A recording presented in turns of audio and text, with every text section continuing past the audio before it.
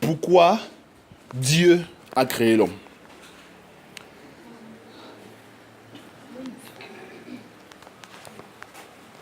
Je ne sais pas quel est ton village. Mais chez nous autres, les Bamileke, ce qui fait un homme, c'est sa maison, le nombre de ses femmes, le nombre de ses enfants et sa capacité à les nourrir et à les gérer. Est-ce qu'il y a les Bamileke dans la salle? Ce que dit les faux. Ah, ils sont là. Donc chez nous, les Bamileke, quand tu as beaucoup de femmes, tu es quelqu'un. Yo. Eh ben, sauf que c'est écrit dans la Bible. Donc chez nous, les Bamileke. Maintenant, ça c'est un concept culturel. C'est un concept culturel. Je vois beaucoup de mouvements dans la salle là. Ça m'embrouille. S'il vous plaît, asseyez-vous et écoutez le rima. Tout ce que vous allez faire maintenant là n'est pas priorité à ce que je vous dis là maintenant. Amen. C'est un concept culturel qui se retrouve partout. Dans la plupart des cultures de l'humanité, l'homme, c'est celui qui apporte la nourriture à la maison. C'est celui qui sort de la maison, qui va aller risquer sa vie dehors et apporter la nourriture le soir à la maison. Ça, c'est son job. Comme il apporte la nourriture, il apporte l'argent. C'est lui qui paye les factures de la maison. C'est lui qui paye la maison en elle-même. C'est lui qui paye la nourriture. C'est lui qui paye tout ce qu'on consomme à la maison. Par conséquent, les enfants lui doivent une obéissance aveugle. S'il dit tomber dans le trou, les enfants doivent tomber dans le trou avec lui. Par conséquent, le rôle de la femme se résume à s'occuper des enfants, préparer la nourriture et s'occuper du ventre et du bas-ventre de son mari. Pas plus que ça. Mais on se rend compte que ça n'a pas fait beaucoup évoluer la culture humaine. Aujourd'hui, on va dire que le rôle de l'homme, c'est d'apporter la nourriture à la maison. Mais tu es un gars, il y a certains couples ici là, que si le gars s'amuse, même la femme va lui apporter 3 fois plus que l'argent qu'il a. Comme je l'ai expliqué l'autre jour, tu dis que chérie, je vais t'apporter 250 000 de salaire le mois. Il te dit que non, chérie, pourquoi tu te caches? Je gagne il y a 750 000. Tu dis que chérie, je vais t'offrir une Toyota RAV4. Il dit que non, chérie, moi, c'est pas nécessaire de m'offrir une Toyota RAV4. Moi, j'ai déjà... Aidez-moi. J'ai déjà une Infiniti. J'ai déjà une Land Cruiser. Tu dis que, mais attends, moi, je suis alors quoi? Moi, tu dis que, chérie, je vais te... Quand on va se marier, je vais cotiser l'argent pendant 2 ans et je vais nous taper 2 chambres, un salon. Tu dis que non, chérie, t'inquiète pas. J'ai déjà payé mon terrain à lundi et j'ai déjà même tapé un duplex dessus. Donc, on va se marier habiter. Donc, finalement, tout ce qui faisait de l'homme dans notre culture, ça a changé. L'homme ne se retrouve plus. L'homme n'a plus son identité. L'homme ne se comprend plus. L'homme ne se saisit plus. Parce que tout ce qui faisait de lui, tout ce qui créait son respect, la femme fait. Et parfois même mieux que lui. On se retrouve donc confronté à un problème. Le problème est, qu'est-ce que donc l'homme? Amen. C'est cette crise d'identité qui fait qu'il y a énormément de divorces partout dans le monde. J'en suis moi-même le fruit d'un. Amen. Mes parents moi-même ont divorcé. Et quand je suis allé retrouver mon père, quand j'avais 19 ans, je l'ai observé et je me suis rendu compte que jusqu'aujourd'hui, mon père est incapable de définir ce que c'est qu'un homme. Par conséquent, il est incapable de vivre comme un homme. Et même la femme qu'il a actuellement, elle vit seulement avec lui par mention pitié. C'est devenu très compliqué. Alors, je me suis mis donc à rechercher, à réfléchir, à étudier et à essayer de comprendre si aujourd'hui la femme peut faire tout ce que l'homme peut faire. Jusqu'à il y a même des chirurgiens qui vont aller greffer les testicules de l'homme sur la femme et ainsi de suite et ainsi de suite. Si la femme peut faire tout ce que l'homme peut faire, pourquoi Dieu a créé l'homme? Nous revenons au Créateur pour essayer de savoir, pour essayer de comprendre ce qu'il avait dans la pensée quand il fabriquait les garçons. Nous, aujourd'hui, c'est la fête des pères. Mais je précise que tout garçon est un père en devenir. Amen. Tu n'es pas père quand tu as déjà eu un enfant. Amen. Tu n'es pas père parce que tu es sexuellement actif. Tu es père parce que tu es né père. Amen. Dès ta naissance, tu as toute l'information génétique pour la paternité en toi. Donc tu es père dès que tu es... Ouais, Great Peace. C'est voilà le plus jeune père de cette église. Pour le moment. Merci beaucoup pour la précision. Pour le moment. Bébé Great Peace est le plus jeune père de cette église. Alors, ouvre ta Bible avec moi dans Genèse chapitre 2.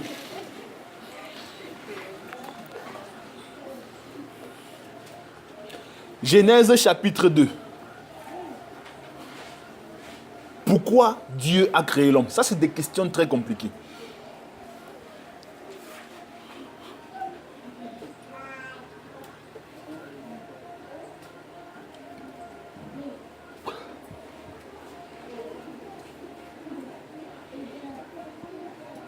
Genèse chapitre 2.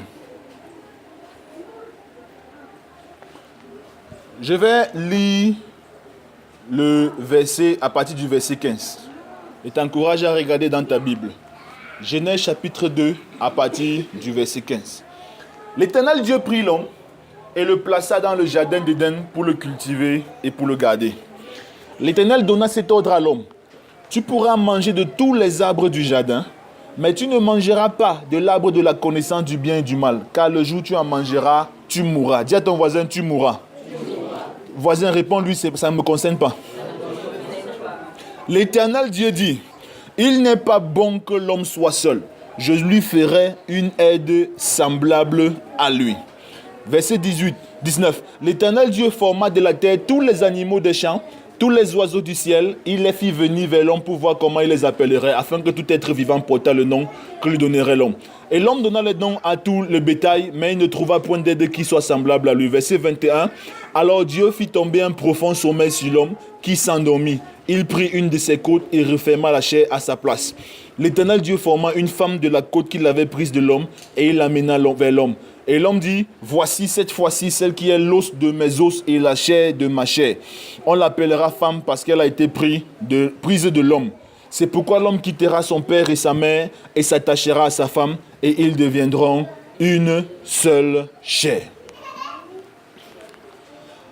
Nous lisons dans ces morceaux choisis des Saintes Écritures que une chose que tout le monde comprend, une chose que tout le monde saisit, que l'homme a été créé le premier, que le garçon a été créé le premier. Qui est d'accord et qui n'est pas d'accord? Ouais, même le diable, il n'y a que le diable qui n'est pas d'accord de ces choses. Il va essayer de dire qu'il lui, il a été créé avant le garçon. Mais ce n'est pas ça notre thème de débat.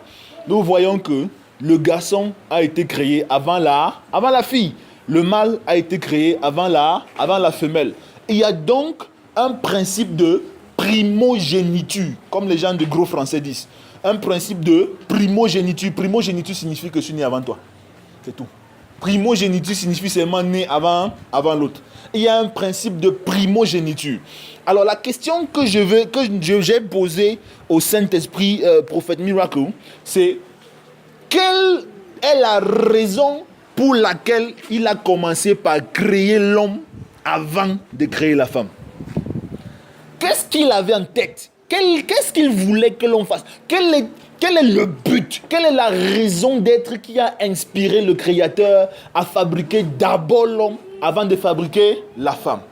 Vous allez voir que on dit que l'Éternel a planté un jardin en Éden et il y a placé le garçon qu'il a fabriqué. Il a créé un jardin en Éden et il y a mis le garçon qu'il a fabriqué. Nous voyons dans cette première activité de Dieu sur terre la raison fondamentale pour laquelle Dieu a créé le garçon. Le jardin d'Éden, Jésus dit que ton règne vienne et que ta volonté soit faite sur la terre comme au ciel. Le jardin d'Éden était le seul endroit sur terre à cette époque où il y avait la présence de Dieu comme au ciel. Parce que Dieu venait causer avec l'homme, chaque matin et chaque soir. L'homme a été créé pour demeurer dans la présence de Dieu. Amen. Voilà le but. Le garçon a été fabriqué pour demeurer dans la présence de Dieu. Écris ça. L'homme, en tant que masculin, a été fabriqué pour demeurer dans la présence de Dieu.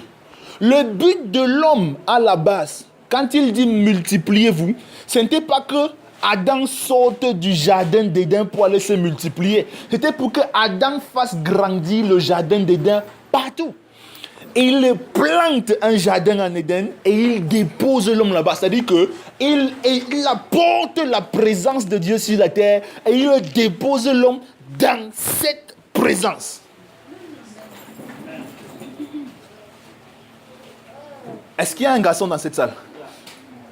Toi et moi, nous avons été fabriqués pour demeurer dans la présence de Dieu.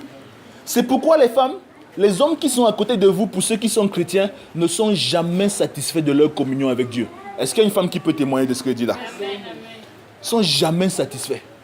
Ils avaient été fabriqués. Il y a quelque chose en eux qu'il n'y a pas chez la femme. Il y a une soif en eux, il y a une passion en eux, il y a une quête en eux qu'il n'y a pas chez la femme. Ils ont été créés pour demeurer dans la présence de Dieu. Et s'ils ne sont pas totalement remplis jusqu'à toute la plénitude, il n'y a rien que tu peux faire pour boucher ce trou. Amen.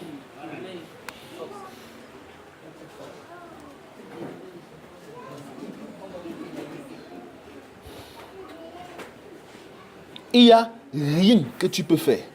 C'est pour ça que les hommes sont des soulards.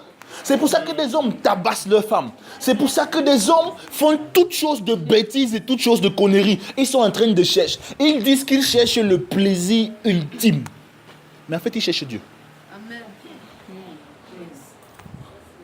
Surtout le genre masculin.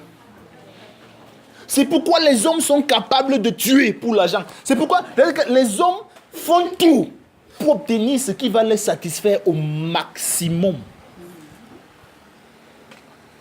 Mais ils n'y parviennent jamais. Parce qu'ils avaient été créés. Il y a une soif chez les hommes que si tu n'es pas un homme, tu ne peux pas comprendre. Cette soif, c'est la soif d'une intimité extraordinaire avec l'homme. L'homme a été fabriqué. L'homme ne s'épanouit que quand il a vraiment trouvé Dieu.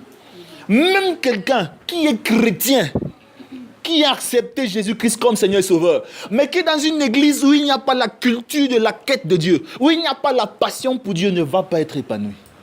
Amen. Et quel que soit ce que tu fais pour cet homme-là, femme, tu ne vas pas l'empêcher d'être frustré. Et parfois, les femmes pensent que c'est eux le problème. Le pasteur, vraiment, je ne sais pas. Avec tout ce que je fais à mon mari, vraiment mon mari, ainsi de suite, ainsi de suite. L'homme lui-même ne comprend même pas quel est son vrai problème. Et il renverse ses frustrations sur sa femme. Et ça crée les problèmes à la maison. Amen. Amen. Amen. L'homme a été fabriqué pour demeurer dans le jardin. L'homme a été fabriqué pour être dans le jardin. Il a été fabriqué pour vivre, pour fonctionner. Et c'est pour ça qu'il ne s'épanouit que lorsqu'il est dans le jardin.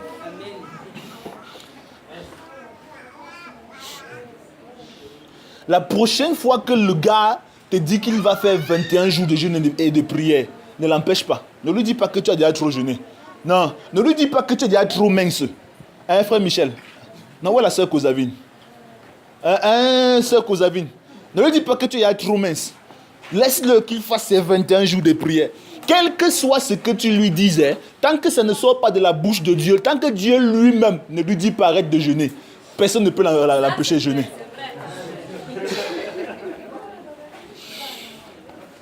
Il y a une soif.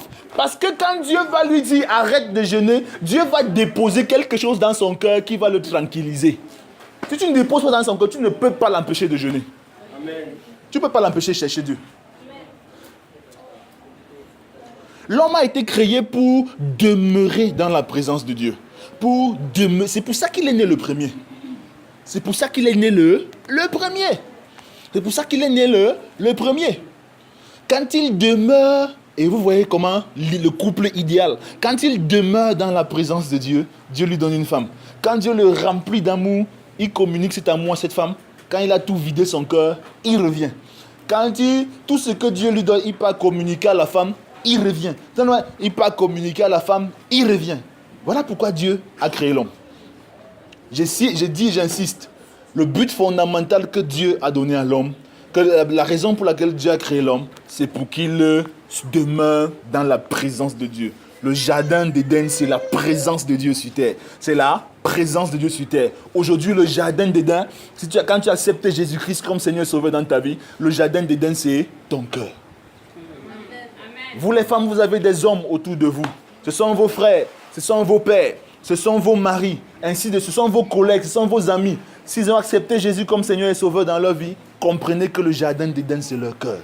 S'ils n'ont pas accepté Jésus-Christ comme Seigneur et Sauveur, ne les fuyez pas parce qu'ils sont méchants. Tout ce qu'ils font là, en fait, c'est qu'ils sont à la quête d'un jardin.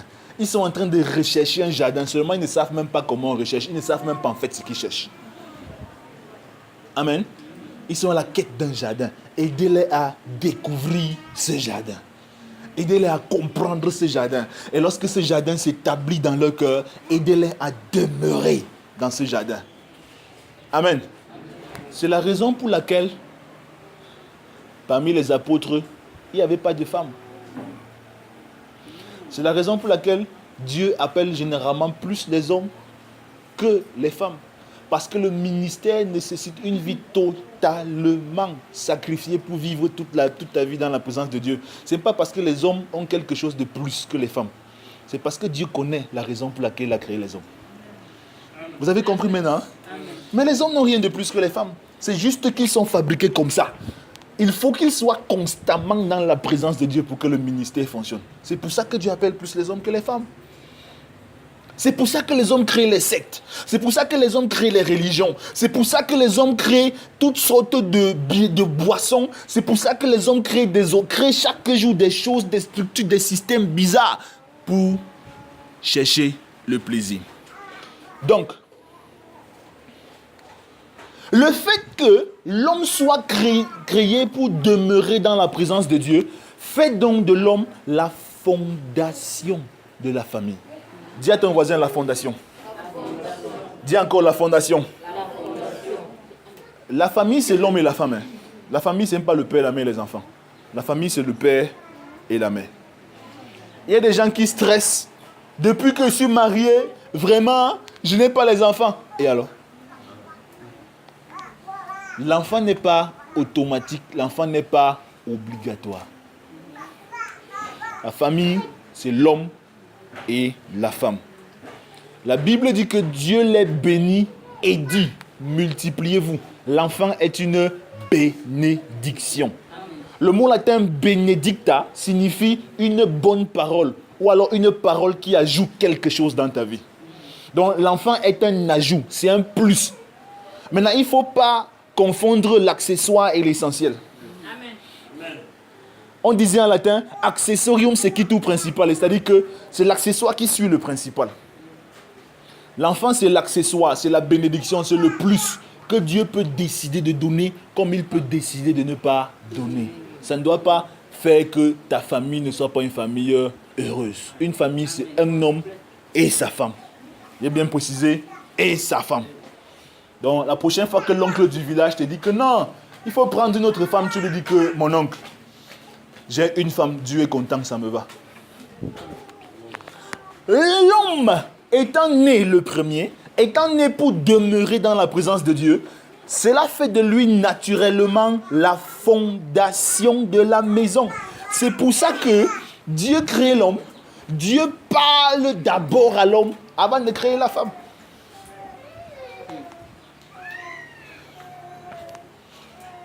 Christian, Dieu crée l'homme, Dieu parle d'abord à l'homme avant de créer la femme. Et quand il crée la femme, il ne dit plus rien à la femme. Je vais vous dire une chose. Quand on parle de fondation, dans une maison, la maison est à l'image du Père. Amen. La première fois que le Saint-Esprit m'a dit ça, j'ai cru qu'il n'avait pas écouté Dieu. Il ne m'a rien expliqué. C'est en étudiant la Bible que j'ai compris que le Saint-Esprit a... La maison, l'état d'une maison est à l'image du Père. Et s'il n'y a pas de père dans une maison, ou alors si quelqu'un grandit sans père, cette personne aura difficilement des repères dans la vie. Quand il dit sans père, c'est soit le père est décédé depuis, soit le père est absent, soit le père n'a même jamais cherché à savoir que j'existe. La personne aura difficilement de repères. C'est-à-dire que la personne va grandir sa vie comme ça. Je ne suis pas en train de t'insulter, je suis en train de te dire la vérité. C'est pour ça que Dieu crée les pasteurs. Et que les pasteurs, finalement, deviennent des pères pour certaines personnes. Il devient le repère. Celui qui te dit, voici le chemin. Celui qui te dit, ne va pas là-bas. Celui qui te dit, tu dois faire comme ça là. Le père, c'est lui qui fait la maison. Toute maison est à l'image du père. Peu importe ton degré d'éducation, femme, peu importe tes compétences, tes qualités, tes charismes, ton potentiel, tout ce que tu as et tout ce que tu es, même ton argent, ce que ta maison sera, c'est ce que ton mari est. Amen. Pas plus que ça. Pas plus que ça. C'est pourquoi l'homme est la fondation. On construit la maison sur une fondation. On ne voit pas la fondation, mais toute la maison, sa stabilité et ainsi de suite, et même sa capacité est définie par la fondation. Sur la maison-ci, ils avaient construit 2 étages dessus. Ils se sont rendus compte que la maison s'enfonçait. Pourquoi? La fondation de la maison n'avait pas la capacité de supporter 2 étages. Ils étaient obligés de fracasser les étages et de louer le reste à l'église. Vous comprenez? Vous comprenez très bien ce que c'est qu'un homme. Ne t'amuse jamais avec ta famille. La maison est là, la fondation. Tu es la fondation de ta maison. Tes enfants n'iront pas plus loin que toi, que ce que tu n'as expérimenté. J'ai découvert, homme de Dieu, que quand je me suis marié, tous mes enfants dans la foi, la plupart d'entre eux se sont mariés. Jamais avant moi. Un seul s'est marié avant moi. Maintenant, la manière avec laquelle je me suis marié, eux tous se sont mariés de la même manière. Amen. Même ceux qui n'étaient pas pasteurs. Amen. Tous les défis que j'ai rencontrés, ils ont rencontrés. Toutes les situations auxquelles j'ai été confronté, ils ont été confrontés. Et tu sais pourquoi ils ont vaincu? Parce que le Père avait vaincu. Amen. Vous comprenez comment ça fonctionne?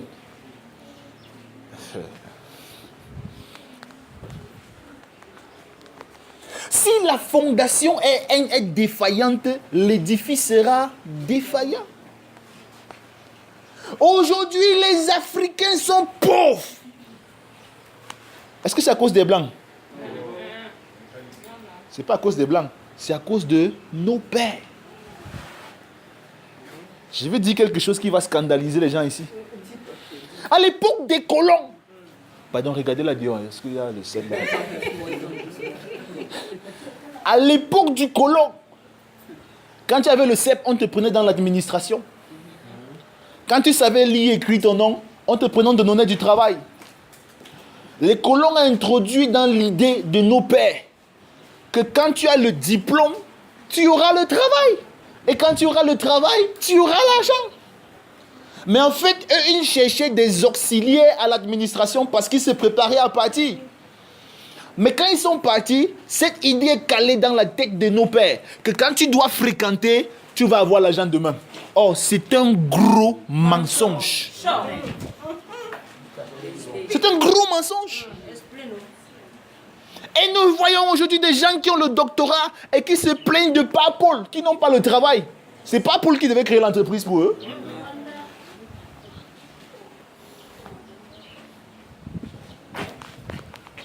Qui t'a dit que tu dois...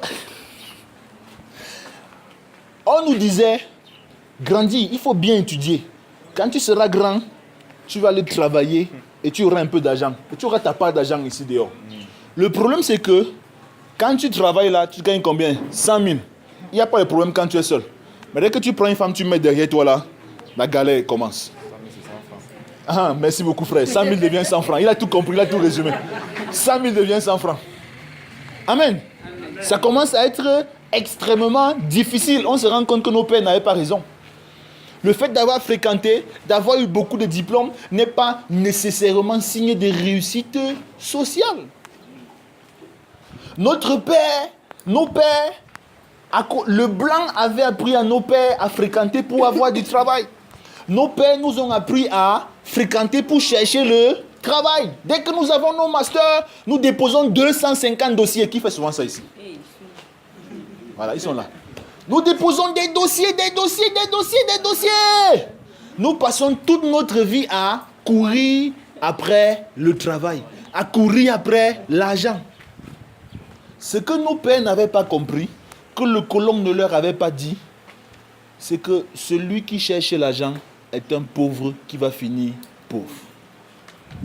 Parce qu'on ne cherche pas l'argent. On n'avait pas expliqué ça à nos pères. Et nos pères nous ont appris à chercher l'argent, alors que l'argent n'est pas quelque chose qu'on cherche. On ne cherche pas l'argent, on attire l'argent. Amen. On attire l'argent. Nos pères nous ont appris à courir derrière l'argent, alors que tu attires l'argent. 75% des hommes d'affaires de France n'ont pas un niveau équivalent au BEPC. Et la France est la 6e puissance économique du monde. J'étudiais Israël l'autre jour, l'État d'Israël l'autre jour. Je me suis rendu compte que l'État d'Israël est actuellement le pays où la technologie est en train de progresser à la plus grande vitesse, même plus que les Émirats arabes unis. Ils ont des villages, ils ont tout un village entier qu'ils ont créé qui est consacré à la technologie.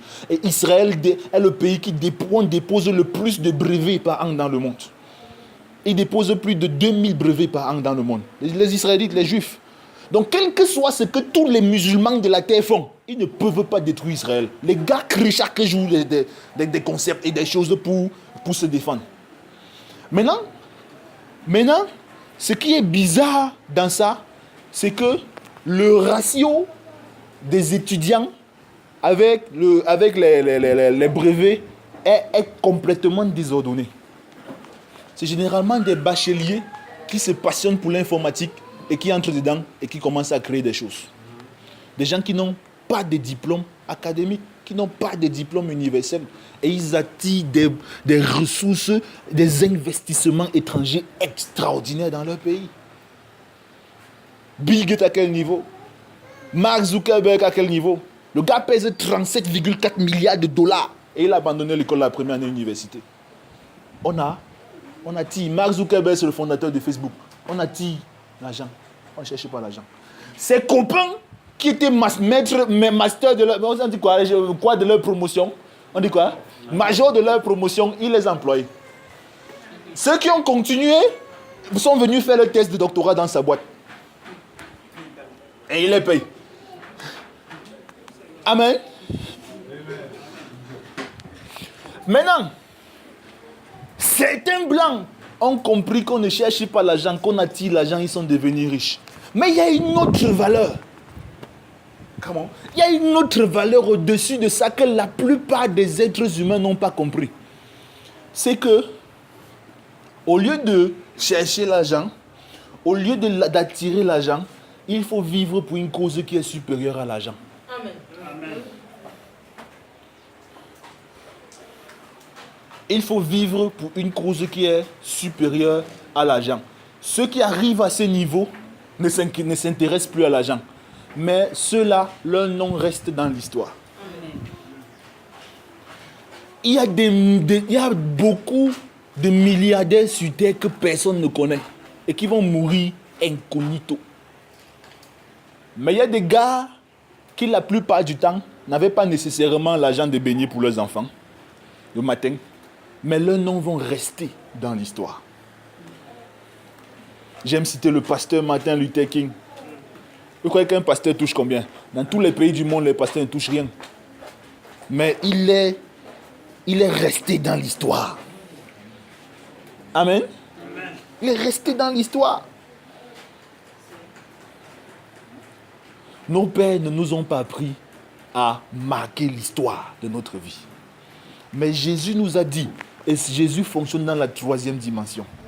Il nous a dit, le Fils de l'homme est venu, non pour être servi, mais pour servir et donner sa vie comme la rançon de plusieurs.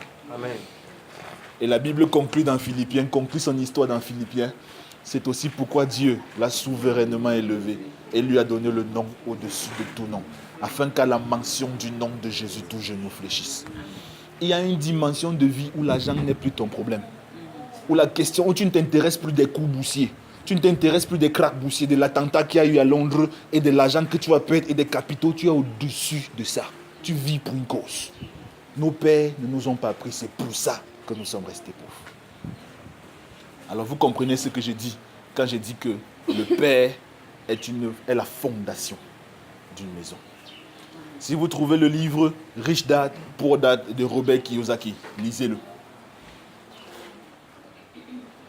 Les pères sont les fondations de leur maison. Aucune culture ne peut s'élever au-dessus de la pensée de leur père. Beaucoup de gens vous disent que l'alternance politique est la solution du Cameroun, c'est faux. Je disais l'autre jour à une femme, c'est le changement de la mentalité qui apporte la solution. Si vous ne commencez pas à éduquer nos enfants qui sont ici là, à avoir une autre manière de penser, dans 50 ans, le Cameroun sera le même. Parce que nous avons tous été à la même école. Nos pères nous ont tous dit la même chose. C'est pourquoi celui qui se retrouve au poste de Ngomna, il puise. Écoutez, il puise. On ne lui a jamais... Écoutez, il puise. Il n'y a pas de cause dans son cœur. Qu'est-ce qu'il va faire? Il va se servir. Sa seule cause, c'est l'argent. Il va puiser. Être la fondation est plus une responsabilité qu'un privilège. Très important. Beaucoup d'hommes, beaucoup de garçons croient qu'être né homme, et dans beaucoup de cultures, on exalte ça. Le fait que tu sois né un homme signifie que tu es privilégié. Quand tu seras chez toi, tu seras le grand. Et à l'époque, j'étais souvent très énervé quand le père mangeait plus de poisson et plus de viande dans la maison. Et sa viande était toujours la plus grosse viande. Son poisson était toujours le plus gros poisson. Et ainsi de suite. Ça m'énervait sérieusement. Voilà. Au moins, je ne suis pas seul. Il y a quelqu'un qui dit la vérité avec moi. Non, ça m'énervait sérieusement. Et quand je vais arriver chez moi, vous allez confirmer le code ici là. Mais après, je réalise maintenant, étant chez moi, que toute la responsabilité qui pèse sur les épaules du père n'équivaut pas à la viande qu'il mange. Que tout le fardeau qui pèse sur les épaules du père n'équivaut pas au poisson qu'il mange. Je vous assure. Si vous avez un père, rentrez à la maison ce soir et dites à votre père, papa, merci. Oh! Le père est la fondation de la maison. Tout le monde dans la maison bâtit sur lui. Parce qu'il est la source d'équilibre, la source de stabilité, la source de puissance, la source de victoire face à toutes les épreuves. Il est la base sur laquelle la famille se construit. J'ai constaté chez moi que si quelqu'un est malade et je dis tout ira bien, la personne va se tranquilliser. Mais moi, quand elle tombe malade, il y a le chaos général à la maison. C'est vrai que c'est compliqué à gérer. Et j'ai longtemps réfléchi. Au départ, j'ai cru que c'est parce que les gens qui vivaient chez moi n'avaient pas la foi. Mais s'ils n'ont pas la foi, c'est que ça veut dire que je n'ai pas la foi. Jusqu'à ce que je comprenne que le père est la fondation de la maison. Frère, une fenêtre sur la maison peut se casser. Bon, on ne se gêne pas trop. Mais quand c'est la fondation, quand il y a la fissure sur la fondation, tout le monde panique. Pourquoi? La maison peut tomber à n'importe quel moment. Peu importe toute la foi que tu as. Amen. Tu es le père. Tout ce qui se passe dans ton cœur se passe dans ta maison. À une époque, je voulais que tout le monde médite et prie comme moi. Et j'ai commencé à menacer les gens à la maison. Tu dois. Là, ça n'a pas marché. Moi-même, j'ai pris quelle quantité? Je médite quelle quantité? Au lieu donc de menacer, je pars méditer, je prie, je viens, je partage les remas. Tout le monde s'est mis à méditer. Amen. Et je peux vous donner des témoignages jusqu'à demain. Ce qui se passe chez le père, et ce n'est pas seulement le père de famille, ça se passe aussi chez vous ici. Quand je connais Puisque la vie de prière de n'importe quel chrétien connaît les phases. Il y a les phases supérieures, il y a les phases normales. Quand je passe en phase supérieure, vous tous vous passez en phase supérieure. C'est un fait naturel. C'est-à-dire que vous ne vous rendez même pas compte, bon, parce que vous ne savez pas que je suis passé en phase supérieure, je ne prie pas avec vous. Mais quand je passe en phase supérieure, automatiquement, la plupart des membres de cette église passent en phase supérieure. C'est ça le principe. C'est pour ça que je ne suis pas un bishop qui se cache loin là-bas en haut et qui vous dit, faites. Je vis ma vie avec vous, je partage ma vie avec vous, mon quotidien avec vous, de manière simple, de manière relationnelle, afin que vous voyez dans ma vie ce que je fais. Parce que c'est que quel que soit ce que je vous dis, vous allez finir par faire ce que je fais. Vrai ou vrai? Vrai ou vrai? Qui parmi vous, souvent, quand il réfléchit, ne s'arrête pas pour poser la question, le pasteur Abel fait comment ici? Dites, qui ne fait pas ça? Ah. Le Père, c'est la fondation de la maison. Toute la maison bâtie sur lui.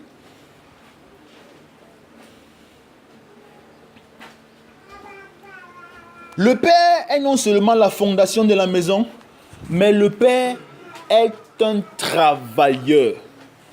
Si un homme à côté de toi, dis-lui bonne fête des pères. Dis à l'homme qui est à côté de toi, bonne fête des pères. Dis à l'homme qui est à côté de toi, bonne fête des pères. Donc je suis à côté de personne, personne ne m'a dit bonne fête. Ah ben merci. Écoutez. Dieu met l'homme en Éden et il lui dit, cultive et travaille et garde-moi le jardin. Donc, le rôle de l'homme, c'est de travailler le jardin. C'est-à-dire de travailler tout ce qui se trouve au jardin. Amen. Amen. Tu n'as pas encore compris là où je suis en train d'arriver. C'est pour ça que tu n'as pas vite dit Amen. Amen.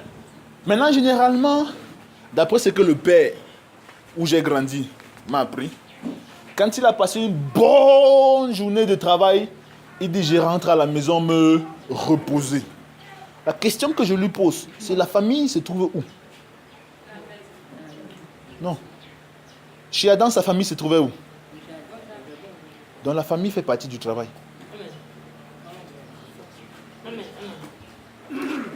La famille fait partie du travail. C'est dans le jardin. Travaille-moi ce jardin. Y compris la famille. Le seul moment où un homme ne travaille pas, frère, c'est quand il dort. Ça, c'est pour les hommes. Le seul moment où un homme ne travaille pas, c'est quand il dort. Tout le reste de ta vie, tu es censé travailler. Maintenant, c'est pour ça que tu vas voir un homme stressé. Il a déposé les demandes et on ne l'a pas appelé. Il dit, depuis, je ne suis pas en train de travailler. Qui t'a dit? Il travaille. Qui t'a dit que depuis, tu ne travailles pas? Vraiment, depuis, on ne m'a pas appelé. Qui t'a dit que tu ne travailles pas? Tu es en train de travailler. Encourager la foi des membres de ta famille, c'est travailler, c'est ça, cultiver le jardin. Aider à faire 2-3 choses à la maison, c'est travailler. Définir les rôles et le fonctionnement de la maison, c'est travailler. Rester là pour apprendre aux enfants que moi, le père de cette maison, j'ai dit qu'on ne traverse pas ici, c'est travailler.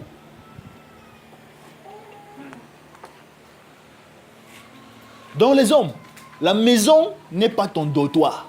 La maison, c'est ton lieu de travail. Amen. Et tous ceux qui sont à la maison doivent bénéficier de ton travail.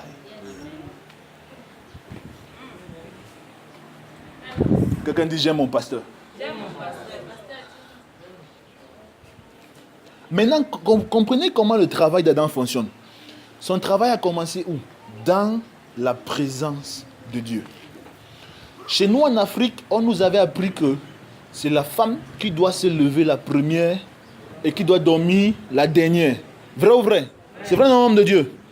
Mais c'est très faux. La primogéniture de l'homme fait que c'est lui qui doit se lever le premier et c'est lui qui doit dormir le dernier. Dis Amen, frère. Okay. C'est lui qui doit se lever le premier, c'est lui qui doit dormir le dernier. C'est sa spiritualité qui détermine le fonctionnement de la maison. Donc il doit se lever avant tout le monde à la maison et veiller à ce que tout soit huilé pour la journée de tout le monde à la maison. Il est la fondation. Il doit, et avant de se coucher, il doit avoir pris des rapports. Amen. Ouais, ma femme dit amen parce que c'est que je fais ça. Il doit avoir pris des rapports. C'est-à-dire qu'il doit rentrer, toi, comment était ta journée? Qu'est-ce qui s'est passé aujourd'hui? Poser des questions, donner des conseils. Il doit tout, c'est son travail. Il doit tout veiller. Et quand tout le monde part dormir, il doit tout présenter à Dieu avant de dormir. Voilà un homme qui travaille. Je vous ai dit que le but pour lequel il a été créé, c'est de demeurer dans la présence de Dieu. Il apporte ça dans la présence de Dieu. Il commence sa journée dans la présence de Dieu. Seigneur, souviens-toi de ma famille. Et il termine sa journée dans la présence de Dieu. Seigneur, je te présente ma famille, je te présente tel, s'il te plaît, agis. Amen. Amen. Tu n'impressionnes pas Dieu quand tu sors à 4 h du matin pour aller porter les papins jusqu'à 22 h. Tu rentres à la maison, tu te couches, tu dors. Merci beaucoup. Error. Si tu fais tout ça là, que tu n'as pas négocié ta famille dans la présence de Dieu, aller comme retour, tu n'es pas sorti de la maison. Même si tu n'es pas marié, tu n'as pas négocié ta famille, celle dans laquelle tu habites. Tu dois négocier cette famille-là dans la présence de Dieu. Je me souviens un jour, le Seigneur m'a dit, veille à ce que le diable ne se trouve pas à l'aise dans ta maison. J'ai demandé, mais attends, je croyais que c'est Jésus, c'est Dieu qui est mon bouclier et qui chasse le diable de ma vie. Mais ta maison, c'est toi qui t'en occupes. Tout ce qui se passe dans ta maison, c'est toi qui as accepté ou c'est toi qui as refusé. Amen. L'homme doit demeurer dans la présence de Dieu. L'homme doit demeurer dans la présence de Dieu. La famille fait partie du travail de l'homme parce que la famille était dans le jardin. Et l'homme devait entretenir cette famille dans la présence du jardin. C'est parce que Adam n'a pas entretenu la famille dans le jardin qu'il a été chassé du jardin. Amen. Les amens sont rares. Amen. Le travail de l'homme, c'est quoi? C'est cultiver le jardin. C'est garder le jardin. Cultiver le jardin signifie que tout le monde dans ta maison doit être productif. Amen. Tu dois veiller à ce que tout le monde chez toi soit productif. Toi-même, tu dois être productif sur ton lieu de service. Amen. Tu dois porter des résultats. Et tu dois amener tout le monde à porter des résultats. C'est ça, cultiver le jardin. Tu dois garder le jardin. C'est-à-dire que tu dois veiller à ce que le diable n'ait pas accès dans ta maison. Que le diable n'ait pas accès dans tes activités. Amen. Amen. Jésus a dit dans Jean chapitre 6 que l'œuvre de Dieu, c'est que vous croyez en celui qui doit. Tu dois cultiver la foi. Que le travail de Dieu, tu dois cultiver la foi. Mon frère, même si quand tu t'es marié, tu as donné ta vie à Jésus le jour où tu t'es marié et tu as épousé une mère pasto, ce qui va se passer dans ta maison est en fonction de ton état spirituel. Même si ta femme était ma pasto, même si elle était quoi avant, c'est toi le garçon. C'est une règle universelle. Tu dois cultiver la foi. Tu dois cultiver la passion pour Dieu. Tu dois cultiver le zèle. C'est ça ton boulot. Et plus encore, quand tu es dans la présence de Dieu, Dieu te révèle le plan d'action pour la mission, pour le projet, pour la vision du foyer autant pour moi. Et tu dois impliquer tout le monde. Il y a des gens qui passent le temps à se plaindre de leur femme. Ta femme monte et descend parce que tu ne l'as pas mise au travail. Ah, merci pour cet amen. Amen. Je vous assure,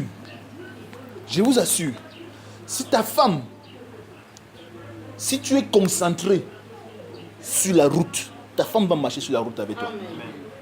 Si tu ne vas nulle part, ne t'attends parce que ta femme ne elle ne connaît que... Je vous ai dit que les femmes sont là pour recevoir. Donc si tu ne lui dis pas voici la route, il n'y a pas de route que ta femme ne peut pas être chez toi, elle prend sa route.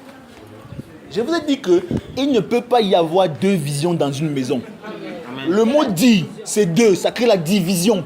Division, c'est deux visions. Il ne peut pas y avoir deux. Donc, il faut que tu aies une vision.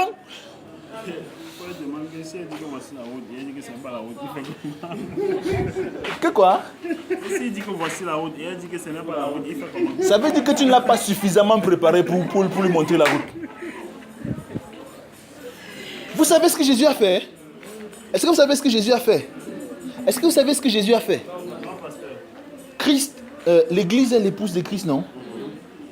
Christ d'abord, premièrement, a intercédé dans le ciel pour l'épouse pendant longtemps. Il est venu chercher ce qui était perdu jusqu'au prix de la mort de la croix. Et une fois qu'il est rentré, il a continué à intercéder.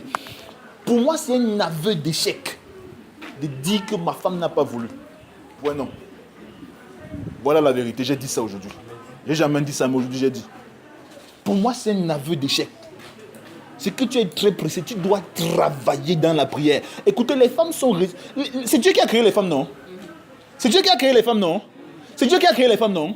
Donc, si vous appliquez le principe de Dieu, il va travailler dans le cœur de vos femmes. Il n'y a pas de femme qui soit trop compliquée pour Dieu. Il n'y en a pas.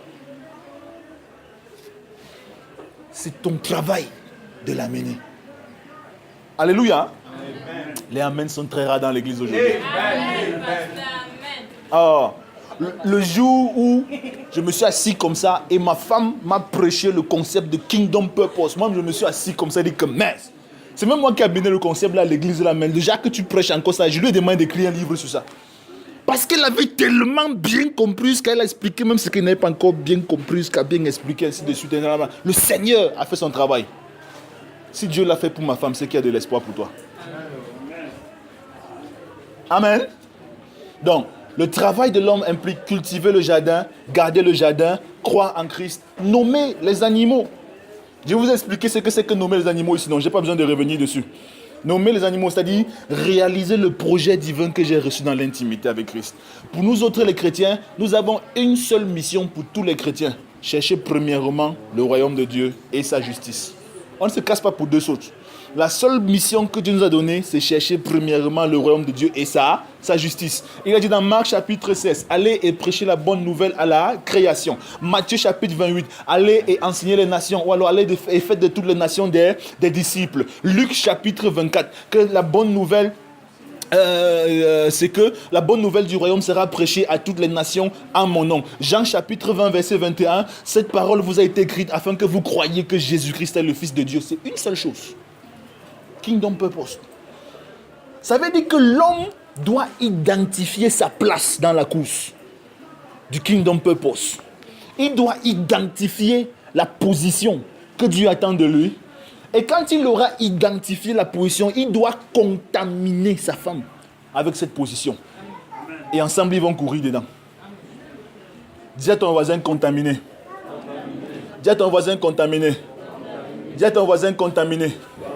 Si Jésus-Christ a payé un si grand prix pour moi, il n'y a pas de raison que je me limite sur le prix que je vais payer pour ma famille. Il n'y a pas de raison. Il n'y a aucune raison. Ça fait 2000 ans et plus que Jésus est en train de faire le jeûne du vin pour moi. Donc quand il développe le réma là, ce n'est pas que je suis trop fort. C'est le résultat de 2000 ans et plus de jeûne de Jésus. Donc il n'y a pas de raison que je dise que j'ai assez fait. Amen. Dis à ton voisin, l'homme doit travailler. Dis encore, l'homme doit travailler. J'ai dit tout à l'heure que le repos, l'homme ne se repose au sens humain du terme que lorsqu'il dort. Mais il y a un autre repos que Dieu avait conçu pour l'homme. C'est que la Bible appelle le repos de Dieu. Ce repos, c'est la foi, la confiance en Dieu. Amen. La Bible dit qu'aujourd'hui, si vous entendez sa voix, n'endurcissez pas vos cœurs, comme l'ont fait vos ancêtres et ils ont péri. Dieu veut encore conduire un homme dans le sentier du repos, dans le sentier de la paix, dans le sentier de la tranquillité. Frère, si tu es un homme et que tu n'es pas reposé dans ton cœur, dans ta famille, il y aura le trouble, dans ta famille, il y aura les problèmes, dans ta famille, il y aura toutes sortes de calamités. Je l'ai dit et je le dis encore, ce qui arrive, surtout quand tu es le chef de famille, ce qui arrive dans ta famille, ou bien quand tu es le seul homme, ce qui arrive dans ta maison et ce qui est dans ton cœur. S'il y a du trouble dans ton cœur, il y aura du trouble dans ta maison. S'il y a des peurs dans ton cœur, il y aura du stress dans ta maison. S'il y a des questions sans réponse, s'il y a des incertitudes dans ton cœur, il y aura des divisions dans ta maison. Quel que soit ce qu'il y a dans ton cœur, c'est pour ça que tu as besoin de trouver le repos dans la présence de Dieu. Tu as besoin de trouver le repos en allant chercher Dieu. Et quand Dieu t'accorde du repos dans ton cœur, ta maison est en paix. Dis Amen. Ta maison est en paix. Ta maison est tranquille. Ta maison est solide. Ta maison est stable. Ta maison est dans une tranquillité absolue. Ta maison est dans la joie.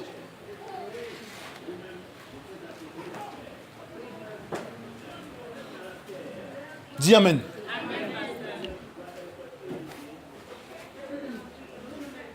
Troisième point.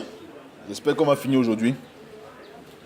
Parce que l'homme a été conçu le premier pour demeurer dans la présence de Dieu.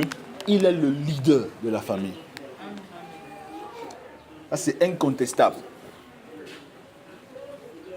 Et il y a un phénomène que j'ai découvert, c'est que beaucoup de gens se marient avec de très bonnes intentions. Mais beaucoup de mariages commencent avec beaucoup de difficultés. Pasteur Attali Rachel, demande-moi pourquoi. Parce qu'en réalité, dans le mariage, le verset de Galates qui dit qu'il n'y a plus ni homme ni femme, ni juif ni esclave, ni grec ni ainsi de suite, fait croire aux femmes qu'elles sont l'égale des hommes. Et on arrive dans le mariage, ça fonctionne du genre, il a fait sans me dire. On commence à entendre les plaintes que il a pris une décision sans me dire.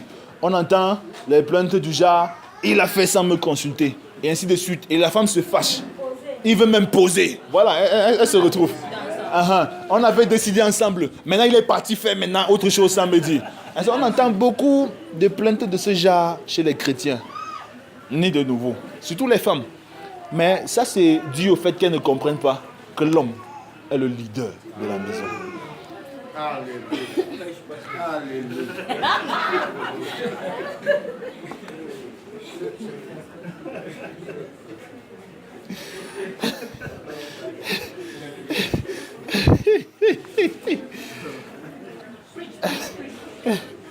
Dans un foyer chrétien, si j'ai des plaintes, ne doit pas exister.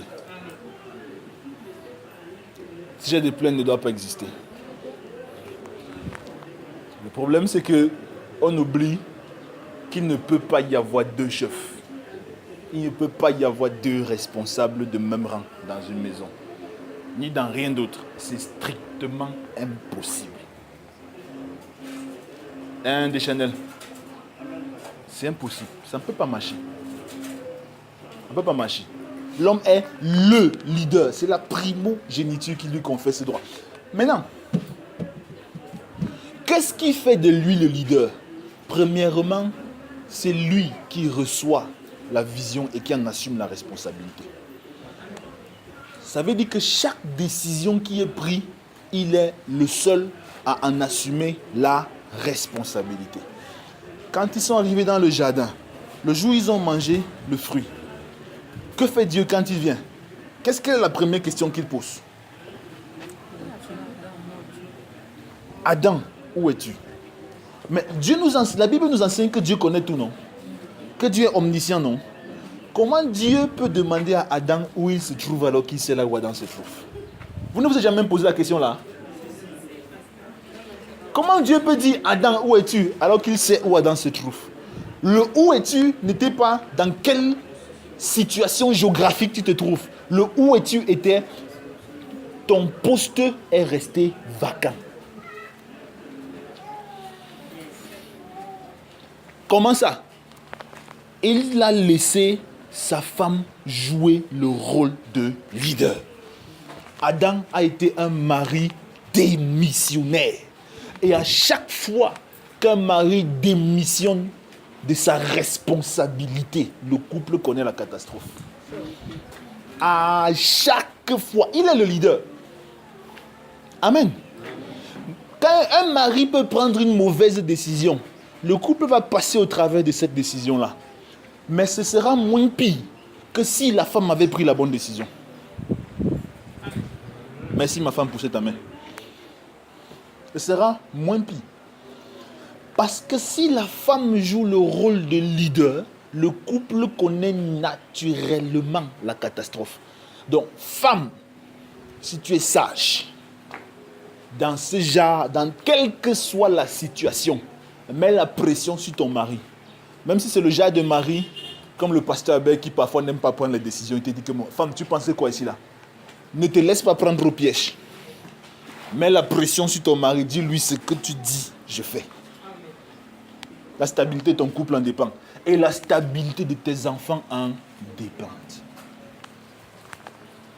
Ton enfant, je m'adresse aux femmes. Ton enfant grandit. L'enfant qui grandit dans un foyer où la maman est soumise au leadership de son mari, cet enfant est en bon équilibre et en bonne santé. Contrairement à l'enfant qui grandit dans un foyer où le papa a démissionné de son poste.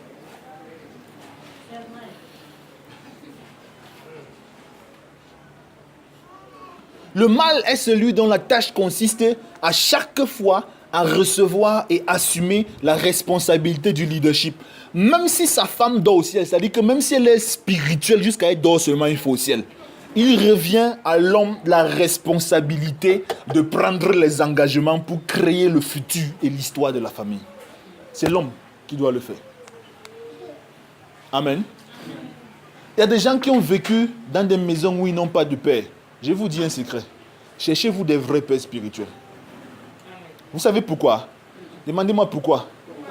Vous avez besoin d'un père qui va créer votre histoire. Écoutez, l'histoire ne se fabrique pas ex nihilo. Je ne sais pas comment il veut dire ça, aidez-moi. L'histoire ne se fabrique pas au hasard.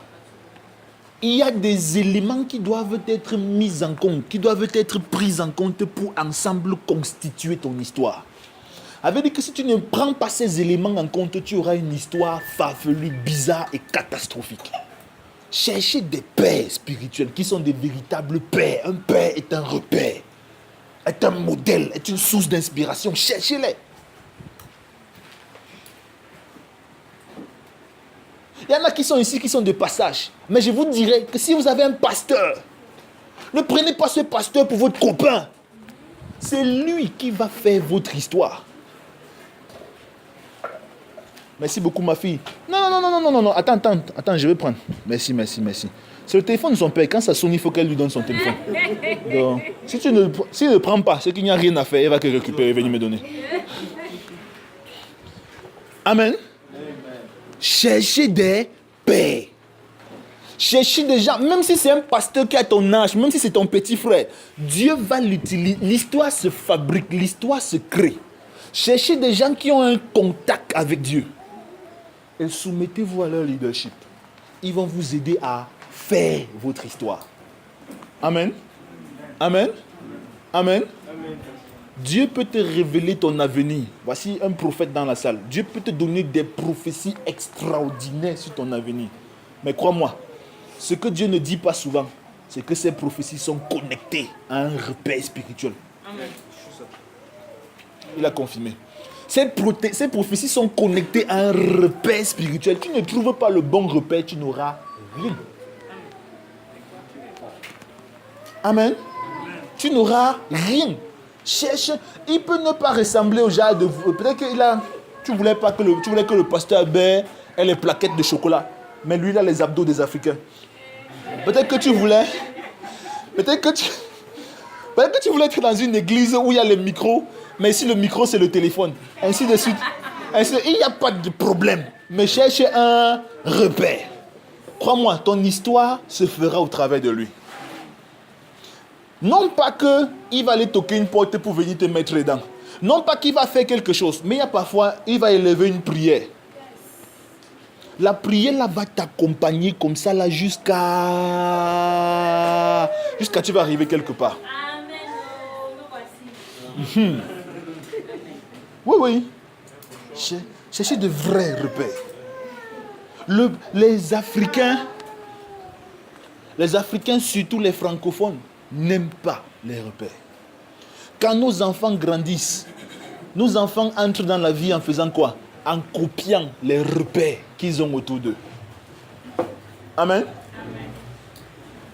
J'ai par exemple constaté que si Jadiel passe la plupart de son temps avec sa mère, la plupart des choses qu'elle copie, c'est chez son père qu'elle copie. Voilà sa mère qui peut témoigner. On ne remplace pas le père dans la vie. Mais je peux passer toute une journée dehors. Mais je viens, si je mets la musique, je me mets à danser, elle va arrêter tout ce qu'elle fait. Regardez. Demain, quand elle ne serait pas là, elle va sortir la touche là. Amen. Alors que vous avez passé toute la journée à danser avec elle. Qu'est-ce qui se passe? Son père est son repère. C'est le modèle. C'est pour ça qu'il est le leader. Le leader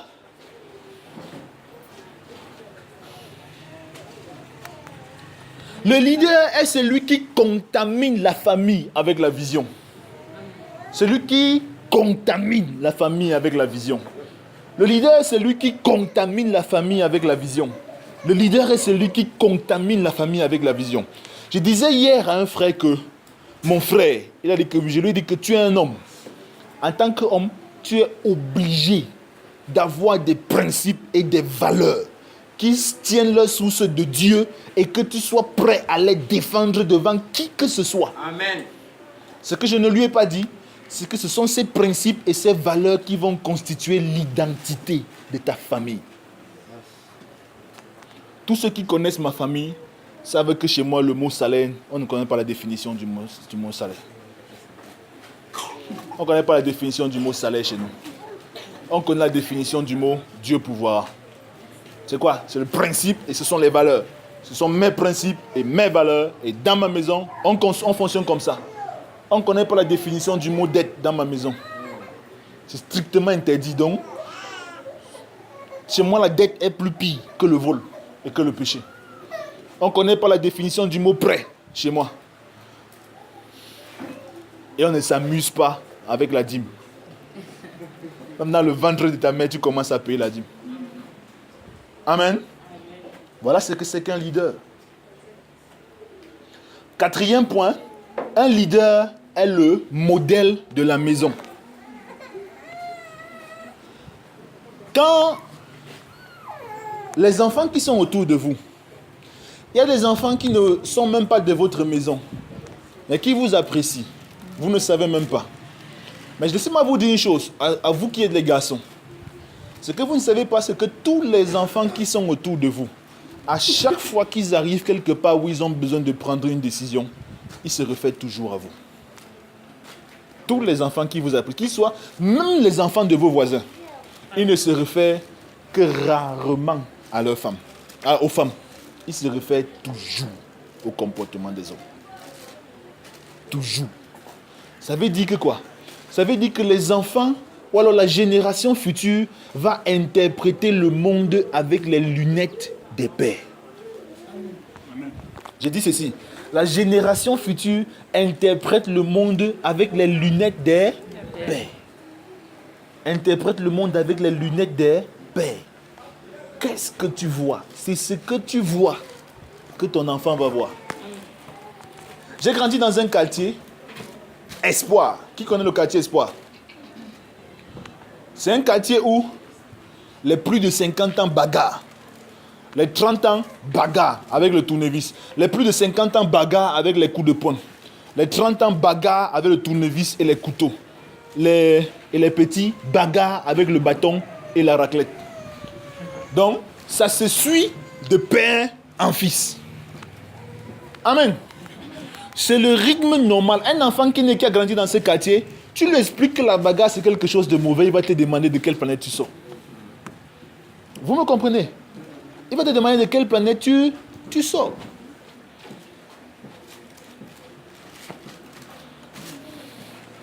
Les enfants interprètent le monde avec la vision de leur père.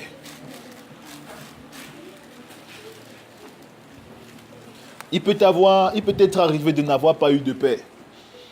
Peut-être ton père est décédé, peut-être tes parents ont divorcé comme les miens. Cherche un père, Dieu va t'en donner. Peut-être tes pères ont été démissionnaires. Peut-être même tes pères ont été toujours là, mais ont été tellement inefficaces dans ta vie que tu ne te réfères même plus à eux. Laisse-moi te dire une chose. La bonne éducation ne consiste pas à faire mieux que ce que tes parents ont fait. La bonne éducation consiste d'abord à trouver un bon repère. Si tu cherches à faire mieux que ce que tes parents ont fait, tes enfants vont souffrir. La bonne éducation consiste d'abord à trouver un repère. C'est pour ça que Dieu a créé l'homme. Qu'il soit un repère. Il y a un gamin qui m'a remarqué. Comment on appelle le petit là qui joue à la batterie une fois qu'il y a Yaoundé là? J'ai même déjà oublié son prénom. Hein.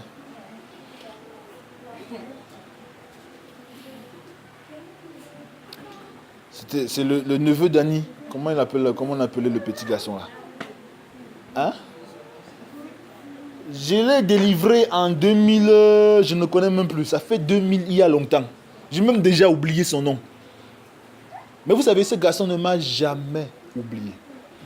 Dans son église où il est à Yaoundé aujourd'hui, tout le monde me connaît. Tout le monde connaît le pasteur Albert. Qu'est-ce qui s'est passé? C'est que le peu de temps que j'ai passé avec lui, il a découvert un repère. Je ne savais pas, mais il a systématiquement copié ma façon de fonctionner et jusqu'à maintenant, il ne pratique que ça. C'est tante qui rend témoignage. Amen. Amen. Les gens ont besoin de repères. Les gens vous voient. Parfois, les voisins qui sont des adultes sont en train de chercher des repères. Tu ne sais même pas qu'ils sont en train de te regarder. Amen. Hier, j'étais avec le frère Christian. On a acheté l'avocat. Et il y a une femme qui nous a donné l'avocat de 300 à 200. Elle a dit que je te donne ça vraiment parce que tu es pasteur. Et que, la femme, si c'est même que je suis pasteur. Il y a toujours des gens qui vous voient. Donc, le fait qu'il soit né le premier, ça fait de lui la fondation, le repère, l'interprète du monde. C'est la manière avec laquelle il voit. Tous ceux qui sont dans sa maison vont voir exactement comme lui.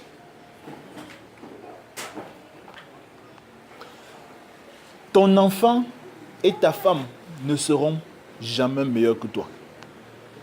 Ton enfant et ta femme ne peuvent pas être meilleurs que toi parce que c'est toi qui les inspires. Ton enfant et ta femme ne peuvent pas être meilleurs que toi. Ton enfant et ta femme ne peuvent pas faire mieux que toi. Demain, tu seras mari. Demain, tu seras épouse. Choisis très bien qui tu vas épouser. Ta famille ne peut pas faire mieux que toi. Si tu as saisi la mentalité de la pauvreté, tu as dit Amen, tu as avalé. Ta femme ne peut pas devenir millionnaire, quel que soit lambda. Mais si tu as compris un certain nombre de valeurs et que tu fonctionnes avec elle, rien, et je dis bien rien, ne peut empêcher à ta famille de progresser. Amen. L'échec et le sous-développement sont l'incapacité de nos pères à montrer la voie parce qu'ils sont ignorants. Amen. J'ai encore dit que je vais donner une attention à ceux qui sont mariés. Je vais donner ce point à ceux qui sont mariés. Nous finissons bientôt. Ce principe signifie que la manière avec laquelle tu te comportes avec les enfants aujourd'hui, avec tes enfants aujourd'hui, c'est exactement de cette façon qu'ils vont se comporter demain quand ils seront en société. La manière avec laquelle tu te comportes avec ta femme aujourd'hui, c'est exactement de cette manière qu'elle va se comporter en société. Amen. Amen. J'ai écrit ici, peu importe la spiritualité de nos femmes, elles finiront toujours par nous copier. Si ta femme, quand tu l'as épousée, elle priait, elle jeûnait, elle montait, elle descendait, ne sois pas inquiété que 3 mois après le mariage, elle a la poussière sur sa Bible. Le problème, c'est que toi, tu ne pries pas, tu ne jeûnes pas. Amen. Elles vont toujours finir par nous copier. La réalité, comme je l'ai dit quelque part, un jour à quelqu'un, si ta femme ne te copie pas, c'est que tu es hypocrite. Je dis encore la vérité. Personne n'a dit amen ici, chacun réfléchit. Si ta femme ne te copie pas, c'est que tu es hypocrite. C'est-à-dire que quand elle regarde tes valeurs et elle regarde ton comportement, elle voit qu'il y a un désaccord. Elle ne va pas te copier.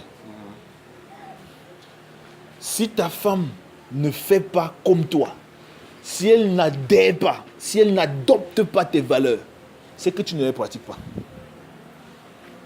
Je vous ai dit le jour où on parlait de la femme que Dieu a créé la femme pour recevoir. Dieu a créé la femme comme une compagne. Compagne signifie marcher avec. Ça veut dire que la femme est créée pour s'adapter. Vous comprenez un peu?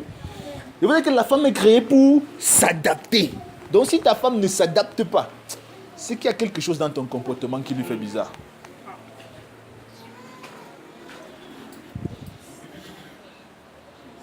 Femme, si tu ne parviens pas à t'adapter aux valeurs de ton mari, prie.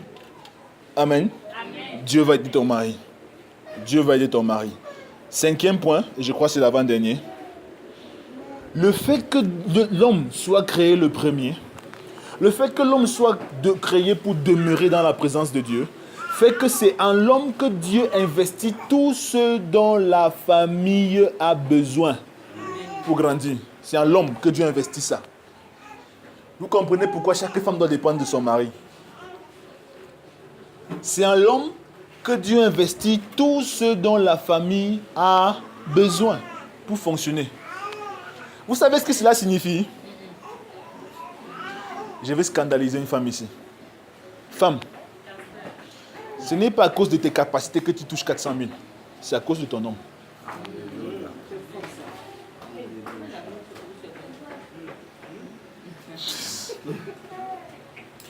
Quel que soit ce qu'une femme est, c'est à cause de son homme. Tu changes d'homme, tu vas changer de statut. Je vous assure. Je vous assure. Tout ce dont la famille a besoin, Dieu met ça dans l'homme. Il ne met pas ça dans deux personnes, il met ça dans l'homme. Il met ça dans l'homme.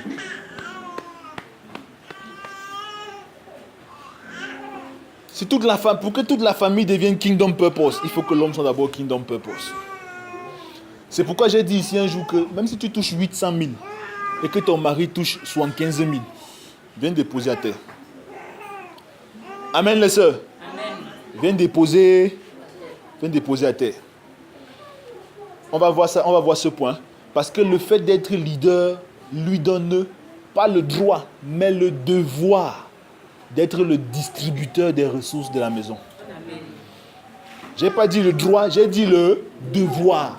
Ça veut dire que le jour où ce n'est pas l'homme qui distribue les ressources de la maison, il y a un problème. Amen. Femme, si ton mari apporte l'argent et te dit que j'ai, apporte son salaire et te dit que j'ai, s'il faisait ça avant, n'accepte plus jamais.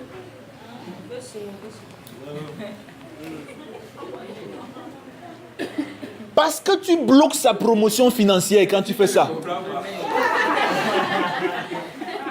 Et te dis, ce n'est pas ton job de gérer, c'est lui. S'il veut, il te fait asseoir, il te dit qu'ici on fait comment. Tu dis qu'ici on fait comme ça là, il coupe. Ici on fait comment, tu dis qu'ici on fait comment. Pourvu que ce soit lui qui gère, il doit en assumer la responsabilité. Et homme, cessez de croire que c'est vous qui pourvoyez pour vos familles. S'il vous plaît, calmez les enfants là-bas derrière. Oh, ils font beaucoup de bruit. Cessez de croire que c'est vous qui pourvoyez pour vos familles. Vous n'en avez ni la force, ni la capacité, ni la compétence. C'est Dieu qui pourvoit pour vos besoins. Amen. C'est pour ça que j'ai dit que vous avez le devoir de distribuer et non de pouvoir. Avant de planter, de mettre Adam dans le jardin, il avait pourvu la nourriture. Adam n'a jamais cherché ce qu'il devait manger. Il a expliqué à la femme ce qu'elle était censée manger. Qui est d'accord avec moi? Il a expliqué à la femme ce qu'elle était censée manger. Dieu lui avait dit, mange du fruit, des plantes, des arbres, ainsi de suite, ainsi de suite. C'est lui qui a expliqué. Et il a mal expliqué. Ça fait que le jour où le serpent est arrivé, le serpent est venu voir la femme. La femme a donné une explication qui n'était pas conforme à ce que Dieu avait dit à Adam. Le résultat, nous nous sommes retrouvés, toi et moi, là où nous sommes aujourd'hui. Amen. Donc, femme, ne cherche pas à contrôler l'argent de ton mari. Laisse qu'il distribue. Ne cherche pas à savoir où sont passés ces 100 francs. Ce n'est pas ton job. Non, il faut dire la vérité.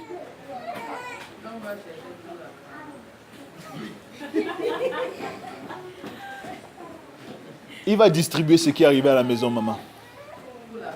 Oui, j'ai dit pour la maison, non, pour tout le monde. C'est son devoir de distribuer pour les besoins de tout le monde. Je n'ai pas dit pour lui seul. Tu me comprends, maman?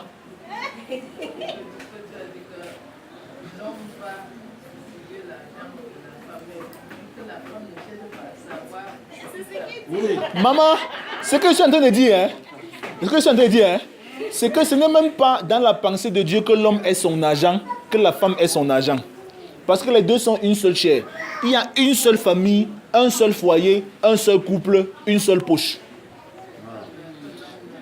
Ça veut dire que quand tout l'argent arrive, l'homme distribue selon les besoins. C'est son devoir de distribuer. Tu as compris?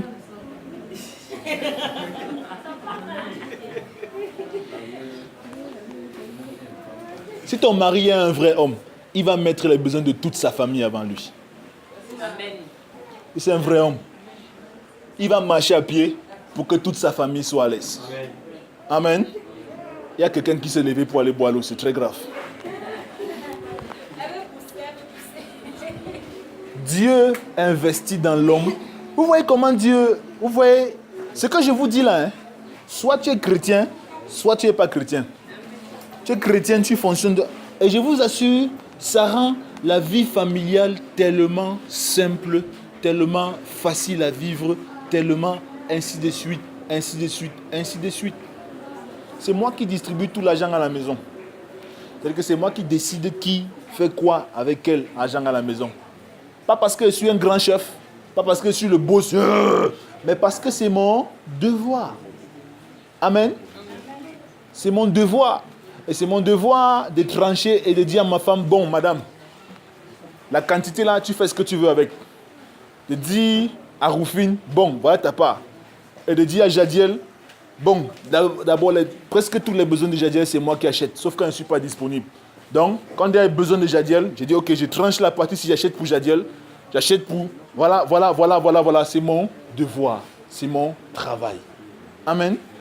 Je vous ai dit que l'homme doit travailler à la maison, n'est-ce pas? Et quand je partage, je ne me souviens jamais de moi. C'est ça un vrai homme. Un homme qui est démissionnaire, qui a peur d'assumer ses responsabilités vis-à-vis de sa famille, détruit sa famille et enclenche la décadence de sa famille devant Dieu. Amen. Sixième point, l'homme est l'enseignant de sa famille. Écris ça.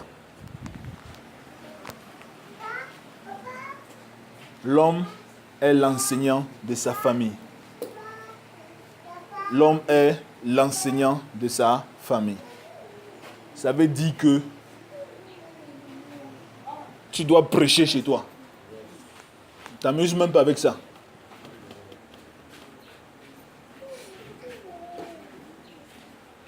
Tu dois prêcher chez toi, tu dois faire asseoir ta famille et leur partager la vérité de Dieu. Tu dois dire... Écoutez, les hommes, ne dites pas que vos femmes sont spirituelles et qu'elles prient. Non, ton devoir, c'est prêcher. Donc tu dois faire asseoir ta famille et leur partager les ressources spirituelles de Dieu. Tu dois te développer, tu dois t'éduquer, tu dois étudier pour être en mesure de répondre aux besoins de ta famille. Amen. Il y a des hommes qui envoient l'enfant à l'école, l'enfant fréquente jusqu'à avoir le bac, l'homme n'a jamais appris à son enfant à calculer 1 plus 1. Non. C'est-à-dire que quand tu rentres de l'école, l'enfant doit venir te faire le rapport de l'école et faire même si tu contrôles même ses devoirs. C'est toi qui es l'enseignant de ta famille. C'était à Adam d'enseigner à sa famille ce que Dieu avait voulu. C'était pas Ève. Un mauvais enseignant produit toujours la chute.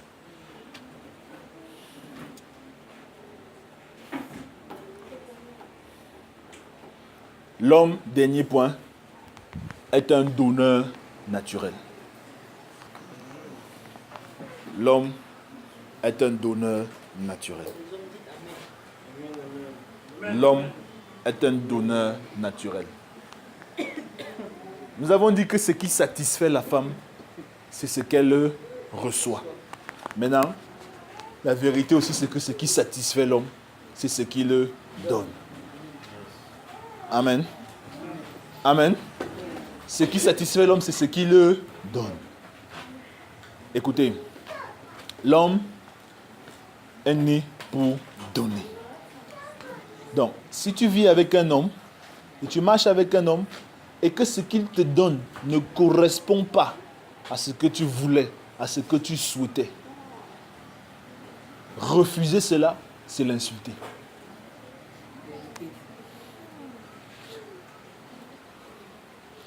Si tu vis avec un homme, même si ce qu'il te donne n'a pas de valeur, même si ce qu'il te donne est très petit par rapport à tes attentes, même si c'est très petit par rapport à ses promesses, refuser cela est la plus pire insulte que tu peux faire à un homme. L'homme trouve sa joie et son épanouissement quand il donne. Le secret, madame, c'est que si ton homme te donne 10 francs aujourd'hui, réjouis-toi et célèbre Dieu. Et rends grâce à Dieu devant lui pour le merveilleux mari qu'il t'a donné et à qui t'a donné la capacité de te donner 10 francs. Amen. Crois-moi, le jour où il aura 1 million, il va te donner le tout. Amen. Il va te donner le tout. Mais si on te donne 10 francs, tu jettes ça sur sa face. Tu dis qu'on va faire quoi avec 10 francs? Un gros gaillard comme toi là, tout a passé seulement manger. Tchoup, tchoup, tchoup, tchoup, tchoup, tchoup. Hein? Non, tu donnes seulement dire machin. Tu viens de le tuer. Tu viens de l'assassiner. Tu viens de le crucifier et même presque de le massacrer. Ne fais jamais ça à un homme. Même si c'est ton frère, même si c'est ton père, même si c'est ton mari, même si c'est ton petit frère. Sois toujours reconnaissant pour ce qu'il te donne, aussi petit soit-il. Parce que c'est ce qu'il te donne qui l'épanouit. Même dans le rapport sexuel, qu'est-ce qu'il fait? Il te donne le spermatozoïde. L'homme est fonctionnel, il est créé pour donner. Et il ne s'épanouit que quand il donne. Amen. Amen. Amen. Amen. Si une femme se plaint,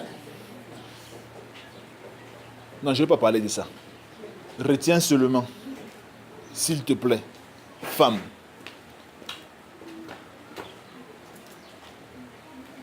Ce que l'homme te donne, même s'il n'est pas prévu de te donner plus, la manière avec laquelle tu réagis vis-à-vis de ce qu'il te donne va le déterminer à ce qu'il te donne plus.